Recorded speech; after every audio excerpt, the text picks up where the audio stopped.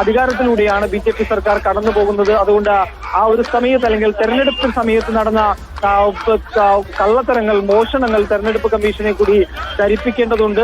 കഴിഞ്ഞ ദിവസം രാഹുൽ ഗാന്ധി വാർത്താ സമ്മേളനം നടത്തിയപ്പോൾ ഗുരുതരമായിട്ടുള്ള വെളിപ്പെടുത്തലുകളാണ് രാഹുലിന്റെ ഭാഗത്തുനിന്നുകൊണ്ട് ഉണ്ടായത്. ആ വിഷയങ്ങൾ ഉൾപ്പെടെ ഉയർത്തിക്കൊണ്ടാണ് ഇപ്പോൾ എംപിമാർ ഈ പ്രതിഷേധ മാർച്ച് നടത്താനായിട്ട് തയ്യാറായത്. മല്ലികാർജ്ജുൻ ഖാർഗെ ഉൾപ്പെടെയുള്ള മുതിർന്ന നേതാക്കൾ ഇപ്പോഴും ഈ റോട്ടിൽ ഇരുന്ന് പ്രതിഷേധിക്കുകയാണ്.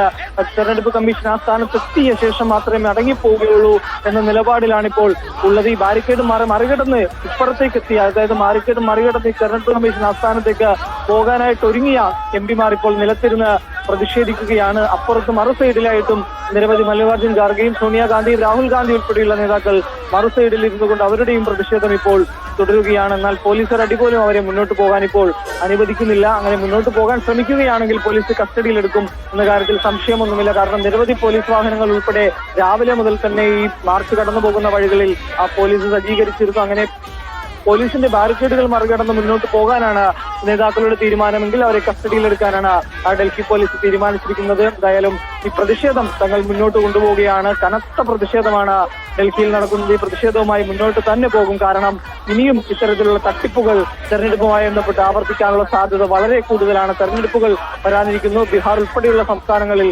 തെരഞ്ഞെടുപ്പ് വരാനിരിക്കുന്നത് കൊണ്ട് ഈ തട്ടിപ്പുകൾ ഇതോടുകൂടി അവസാനിപ്പിക്കണമെന്നാണ് പ്രതിപക്ഷ എംപിമാർ ഇപ്പോൾ ആവശ്യപ്പെടുന്നത്. അതിന്റെ ഭാഗമായി തെരഞ്ഞെടുപ്പ് കമ്മീഷനെ തന്നെ നേരിട്ട് കണ്ട് ഈ കാര്യങ്ങൾ ബോധ്യപ്പെടുത്തേണ്ടതുണ്ട്. അത് തങ്ങളുടെ ഉത്തരവാദിത്തമാണ്. അതുകൊണ്ട് തങ്ങളെ കടത്തിവിടണമെന്ന് നിരന്തരം മുതിർന്ന പോലീസ് ഉദ്യോഗസ്ഥരോട് എംപിമാർ ആവശ്യപ്പെടുന്നുണ്ട്. നേരത്തെ പ്രിയങ്ക ഗാന്ധിയും രാഹുൽ ഗാന്ധിയും KC വേണുഗോപാൽ ഉൾപ്പെടെ മുതിർന്ന പോലീസ് ഉദ്യോഗസ്ഥരുമായി സംസാരിച്ചിരുന്നു. എന്നാൽ അവരെ കടത്തിവിടാൻ ഇതുവരെയും പോലീസ് തയ്യാറായിട്ടില്ല. വടം കെട്ടി എല്ലാ എംപിമാരെയും ഈ തെരഞ്ഞെടുപ്പ് കമ്മീഷൻ ആസ്ഥാനത്തിന് 1 കിലോമീറ്റർ സമീപത്തായിട്ട് പോലീസ് തടഞ്ഞിരിക്കുകയാണ്. ഇനിയിപ്പോൾ പോലീസിന്റെ അനുവാദം ഉണ്ടെങ്കിൽ മാത്രമേ എംപിമാർക്ക് മുന്നോട്ട് പോകാൻ സാധിക്കുകയുള്ളൂ. എന്നാൽ നിലവിലത്തെ സാഹചര്യത്തിൽ എംപിമാർക്ക് ഈ പോലീസ് വലയം ഭേദിച്ചുകൊണ്ട് മുന്നോട്ട് പോകാൻ സാധിക്കുമോ ഇല്ലയോ എന്നുള്ളതാണ് ഇനിയിപ്പോൾ കാണേണ്ടത്. പോലീസ് എന്തായാലും അനുമതി കൊടുക്കാനുള്ള സാധ്യത വളരെ കുറവാണ്. 30 എംപിമാരെയെങ്കിലും കടത്തിവിടണമെന്നുള്ളൊരു ആവശ്യം ഇപ്പോൾ എംപിമാർ പോലീസിനോട് ഉന്നയിക്കുന്നതായിട്ടാണ് മനസ്സിലാകുന്നത്. എന്നാൽ അവരെ പോലും കടത്തിവിടാനായിട്ട് പോലീസ് തയ്യാറാകുന്നില്ല. 12 മണിയാണ് എംപിമാർക്ക് തെരഞ്ഞെടുപ്പ് കമ്മീഷൻ ആസ്ഥാനത്തെത്താനായിട്ട്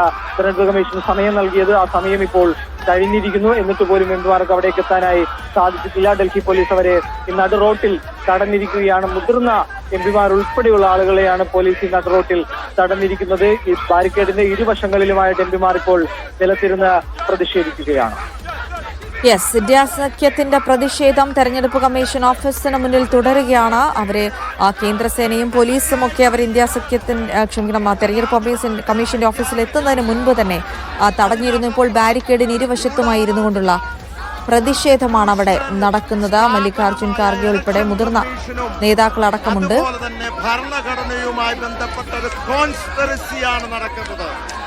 അത് തീർച്ചയായും നമ്മുടെ ജനാധിപത്യത്തിനെ തകർത്ത് ഇന്ന് ലോകത്തിലെ ഏറ്റവും വലിയ ജനാധിപത്യ രാജ്യമായ ഇന്ത്യയെ അത് ഏറ്റവും വലിയ ആ രാജ്യത്തിന് കളങ്കം വരുത്തുന്ന പ്രവർത്തനത്തിന് കൂട്ടുനിൽക്കുന്നു ഇലക്ഷൻ കമ്മീഷൻ.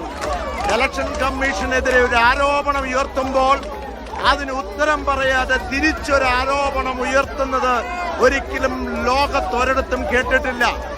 അതുകൊണ്ട് തന്നെ ഇന്ന് ഇന്ത്യ രാജ്യത്തുള്ള പ്രതിപക്ഷ എംപിമാർ മുഴുവൻ, നമുക്കറിയാം, കഴിഞ്ഞ ഏതാനും ആഴ്ചകൾക്കായി ഒന്ന് ചർച്ച ചെയ്യാൻ പോലും അവര് അനുവദിക്കുന്നില്ലാതെ വന്ന അവസരത്തിലാണ് ഈ പ്രതിഷേധവുമായി മുന്നോട്ട് പോകുന്നത്.